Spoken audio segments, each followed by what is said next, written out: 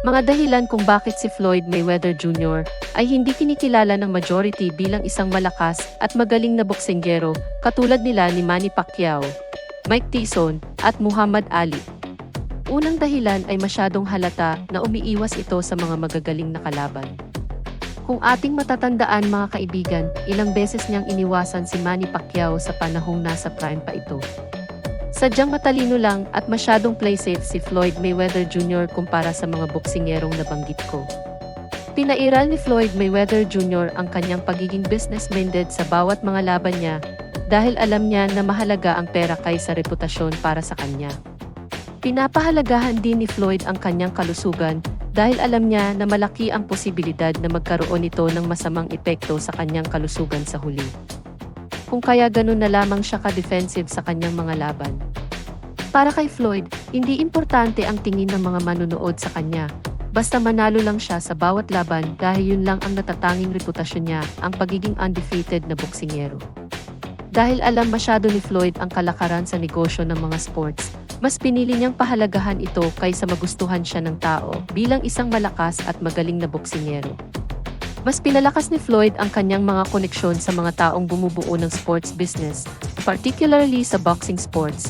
Kung kaya napakahirap talunin si Floyd kahit mas lamang ka pa sa puntos, yun ay dahil sa mas pinapaboran ito ng mga hurado ng dahil sa koneksyon ni Floyd. Isa pang dahilan na hindi niya mapapantayan ang mga pangalang nabanggit ko ay dahil nagmamasid lang si Floyd kung sino ang palubog na o mga laos na mga boksingero bago niya ito lalabanan. Hindi katulad nila ni Manny Pacquiao, Mike Tyson, at Muhammad Ali na pumipili ng mga aktibo, malalakas at malalaking mga kalaban upang maramdaman ng mga manunood kung gaano sila kagaling at kalakas na mga boksingero. Sa kabila ng pagiging undefeated ni Floyd ay maraming mga sikat na personalidad na hindi siya kinikilala bilang isang the greatest of all time na boksingero. Pero para kay Floyd, siya ang the greatest of all time at wala siyang pakialam kahit hindi siya kilalanin ng mga tao. Ang ganitong strategiya ni Floyd na pang-iinis sa mga tao ay upang mapanatiling mainit ang kanyang pangalan sa mundo ng boxing nang sa ganun ay mas aabangan pa ng mga fans ang kanyang mga laban. At nang hindi na ganun kainit ang pagtangkilik ng tao sa boxing, pinasok naman ni Floyd ang social media at doon nagpatuloy ang pagiging negosyante ni Floyd at humakot ng limpak-limpak na salapi. In conclusion, tinahak lang ni Floyd ang boxing. Hindi upang maging magaling na boksingero, kundi isang maging successful na negosyante sa sports business.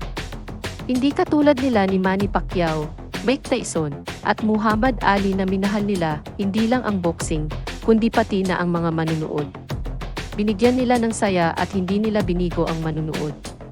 May ibang mga eksperto ang nagsasabi na si Floyd ay masasabing isang pinakamalaking scam sa larangan ng boxing. Para naman sa akin ay parang ganun nga ang nangyari. Sa sobrang laki ng pera na kinita nila sa mga tickets at pay-per-view, tapos antukin ka lang sa sobrang boring ng laban. Marami ring nagsasabi na ginamit lang si Floyd upang ma-maximize nila ang pera na pumapasok sa sports business nila. Marami raw ang kasabot dito at masusing pinag-aralan upang kumagat ang mga tao sa inis at kasabikang matalo si Floyd nang sa ganun ay hindi hihinto ang kagustuhan ng tao upang panoorin si Floyd na matalo at pagtawanan. Ano sa tingin niyo mga kaibigan? Napaisip din ba kayo? Sa panahon ngayon, kailangan nating maging alerto at dapat nating ugaliing mag-isip ng kritikal. Salamat sa panunood at pakikinig. Paki-like and share po, and may our God bless us all.